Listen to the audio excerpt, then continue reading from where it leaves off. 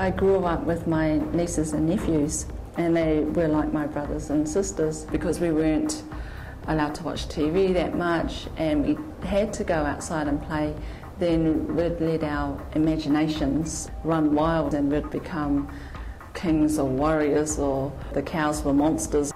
We're always encouraged to be practical, and if you wanted to, to have a tree house, then go make one. I'm still using my imagination and dreaming of ways of coming up with concepts. I like the whole 3D worlds and environments, and I thought, wow, this is pretty fascinating, and I decided, well, why not have a look at this business? How can I take the skills that I already have and mix it with the creativity that I want to do, and let's just see what happens. So I spent a year researching the games market. Honestly, as part of my research, I play games now. You have to play certain games to see many things. It could be the style of the gameplay, the style of the graphics. Originally, our first game was going to be a Māori themed game, and the working title for that game was called Guardian,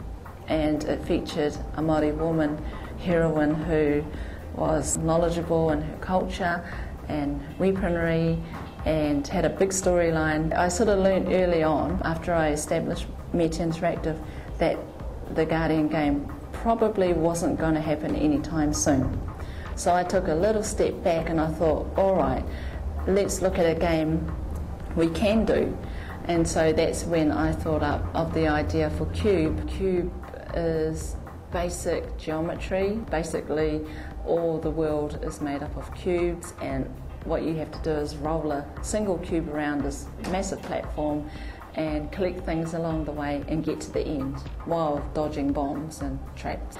So it was complete opposite of the Guardian.